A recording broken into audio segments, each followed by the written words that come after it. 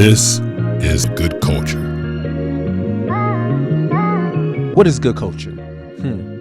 Well, I'm going to explain, but let me first tell a story. Okay, a little story about how I grew up. When my father stopped playing football, or better yet, when he got cut, ouch, we moved to Southern California, where he and my mom were from. And this is where a lot of my formation came from. I grew up loving film, loving music, loving movies, loving the arts. And a lot of that is because of my mom and my aunt and my older brother. And so my aunt worked on TV sets like 227, most of Nell Carter stuff. If you're not familiar, then you're too young, but look them up. Great TV shows. My brother, Jabu, who's on my album, my new album, and the song's Shadow of Shame. How could this happen to me? The prodigal son, no clue, Pops was waiting. He introduced me to hip hop, and that to me was just revolutionary. I was like, wow. My father actually took me to see Do the Right Thing when I was 10 years old. And I will say that I would not recommend that you take a 10-year-old to see that movie, or that you show your 10-year-old that movie. It did a lot of things to me and for me. Some I won't talk about right now, but it made me fall in love with storytelling. Spike was an early hero for me at a young age. But my mom introduced me to the Harlem Renaissance. And when Black History Month would come around, because obviously during that time, the only time you can talk about Black people were during Black History Month, she would say, you're not doing a report on MLK. You're not going to do a report on Rosa Parks. You're going to do something, or a report on people that no one's ever heard of. And so I remember at a young age doing a report on Hannibal. And I remember doing one on Langston Hughes, and she introduced me to the Harlem Renaissance. And that's kind of like where I fell in love with poetry. But then my older brother, Reggie, introduced me to hip hop and wanted me to start rapping. And then also realized the girls like rappers more than they like poets. And that was it. That was night for poetry. So anyway, that was somewhat of the formative years of my life. I just wanted to tell stories, whether it was through film, whether it was through literature, because I love writing at a young age, or whether it was through music. Fast forward many years later, I become a Christian because my other brother, Dahadi, and he introduced me to the cross movement. I'm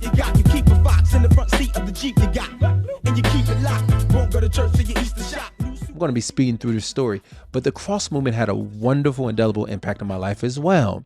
They showed me this revolutionary concept that you can love Jesus, but yet and still be, I guess you can say, tethered to the culture in a way that was redemptive.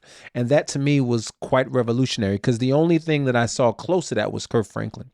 And so here I am, this young dude wrestling with what does it mean to be a creative, love Jesus. But the one thing that I was still struggling with was this formation that I got as a young Black man who loved Black literature, Black, I guess you can say, intellectualism, and had a heart for justice because of my mom. Surely she will be Miss Donna, made some dope kids. The Lord gave her great gifts. Anyway, here I am, this young man who's wrestling with these identities that seem to be in conflict with one another, because I believe this false narrative that they couldn't exist. And so Christianity at that point in my life, which I know now to be a lie, was this pristine faith that felt like if I delved too much into creativity, then I would be stained by the darkness of that world. If I read too many sociologists or individuals who are Black and historical, then I wouldn't be someone who was tethered to a true or real gospel. But then I was awakened by this reality that a lot of the individuals that I was diving into, that I was kind of being reintroduced to because I went to Tuskegee University, that folks like George Washington Carver loved the Lord. Folks like Phyllis Wheatley loved the Lord. Folks like Booker T. Washington. And then I got introduced to pastors and leaders and thinkers who oftentimes, like Frederick Douglass and Harriet Tubman, these are individuals who rarely get extolled for their faith and often are just seen as freedom fighters. But I soon realized that I come from a tradition of people who didn't detach their faith from their justice or their creativity. And so that created something in me. And that led me to this concept of, oh, these people were participating in good culture or good culture making. And I guess you can say it expanded my understanding of the gospel. Because oftentimes when we think about the gospel, we think about, oh, the gospel is just a relationship with God. And yes, it is. It's very much a relationship with God, but it's so much bigger than just a relationship. As my brother Dahadi says, it's about relationships. And I like to think that it's about 4 major relationships. You can add more or whatever, but when we think about the gospel, oftentimes people only start preaching like the gospel is relevant in the New Testament, and so you ask people, are you a sinner, blah, blah, and you share the gospel through that way. But I think when you do that, you often run the risk of getting people to only reform their behavior and not getting them to see their true identity. When you start the gospel in Genesis, you see that God creates us for a relationship with him, and that you see we are formed, our truest identity, our truest nature is to have a relationship with the maker of the cosmos. But not only just a maker of the cosmos, he also creates us to have a proper relationship with ourselves, a wonderful intrapersonal relationship that is submitted unto him. But we also see that we are created to have fellowship with one another because God creates so much and he says it's good, but then he says it's not good for us to be alone. And so fellowship and community is highly important. But then there's this 4th relationship that I think is quite deficient in our theological teachings and foundations, is this concept that God creates us to create and to cultivate. And so if these relationships with God, with ourselves, with others, and with creation and how we work are an idea of who we are and who we are in Jesus, then I think there's something to say about how we work. Because oftentimes in Christian spaces, when the word work comes up, it's seen as a punishment for the fall. Like this is a consequence of sin. Like, the truth is, if you're unhappy at work, you're probably unhappy in life. but we have to realize that God instituted work before the fall. And so therefore, before there was ever sin. And so the activity that we participate in is an act of worship. The work is worship. Now, we don't make work worship, but the very activities that we participate in is a reflection of who God is. It's us, I guess you can say, demonstrating in our best abilities a reflection or the attributes of God. But of course we sin, and there's a corruption, an inversion in all those relationships. So there's an inversion in our relationship with God, and a corruption in the way we view ourselves, corruption in how we treat one another and how we relate to one another, but definitely in how we work. We no longer work to bless other people. We work for our own benefit. We practice greed. We have colonizers' hearts, and we see this with Satan giving the noble lie to Eve in the sense that God is just jealous that he doesn't want you to become your full self. But God instituted as much dignity, more dignity and grace than we needed, but we wanted more. Does your God have a boss? Does your God have a cross? Does he tell you more, and never count the cost? But Jesus does a wonderful thing, and not only just redeeming our relationship with God, but redeeming all of those relationships, relationship with ourselves, with others, and how we work and how we cultivate. And so therefore, what does it look like to be people who are trying to be folks of good culture? What I want us to do is to understand that the garden is past. And I've talked about this before, but we are not returning to the Garden of Eden.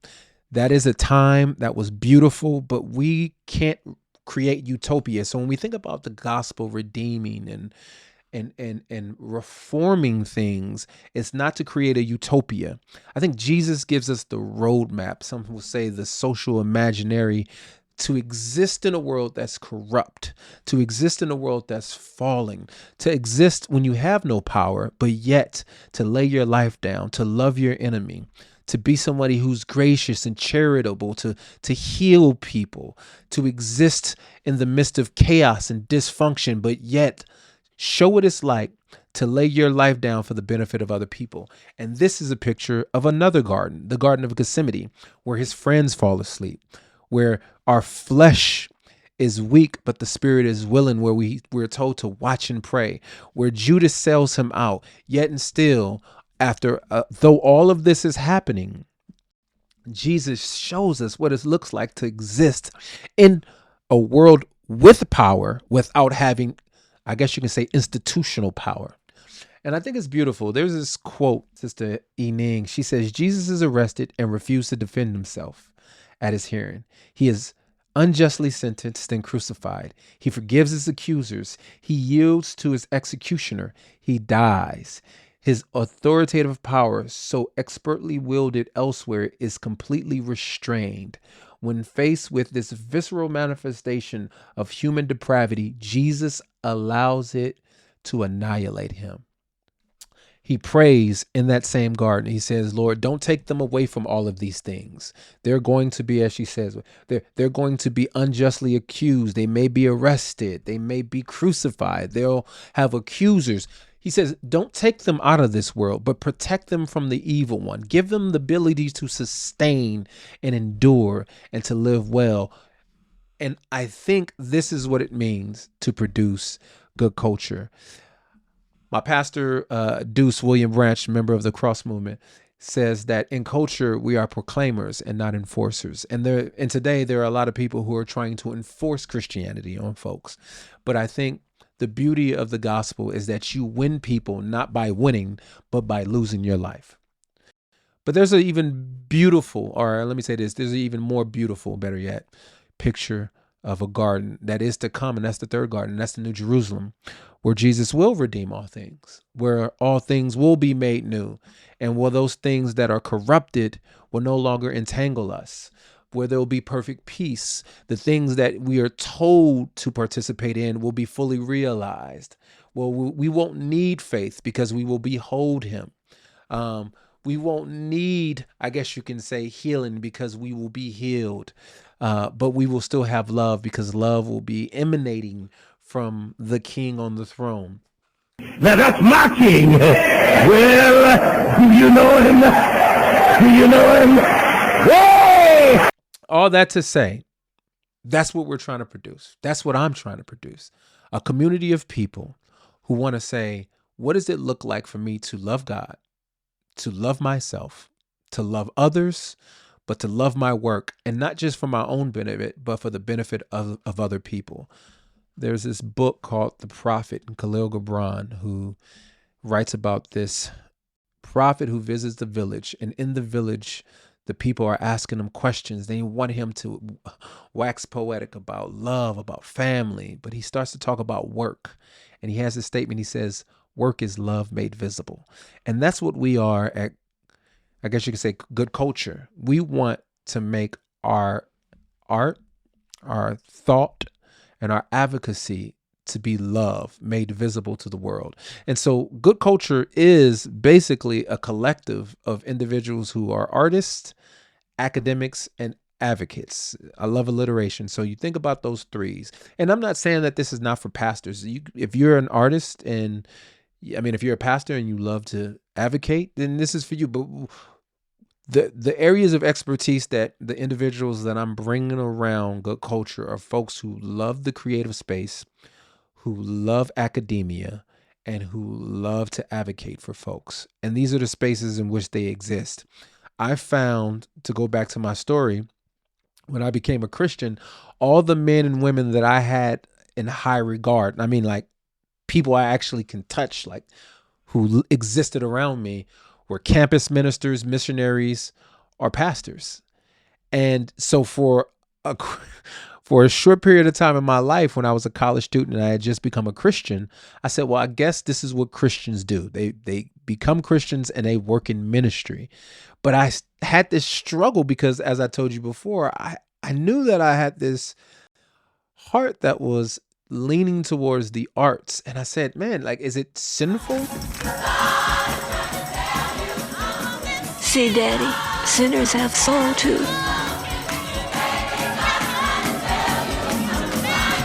For Christians to exist in the market space? And it took me a while to get to a place to have a robust, or even, I think, a healthy theology of work, a theology of creativity. And so what I want to do is to produce that for other people, folks who are stumbling through the dark and wondering, what does it mean to be a Christian and to love to think deeply in the academic spaces? What does it mean to be a Christian, to love the arts, but I don't want to be stained by the darkness of arts, if you will? What does it mean to be a Christian and love advocacy? Because these are the things that I think have formed me as I've been on stages, as I've been on the streets as an advocate, and as I've been in classrooms as a professor. And so we at Good Culture, we want to be a community of individuals. And so soon we'll be rolling out our actual community where people can come together, pontificate about deep things, share ideas, engage in the resources that we will create, like master classes, from our podcast, which is you're listening to right now, to our cohorts, our resources, and our community.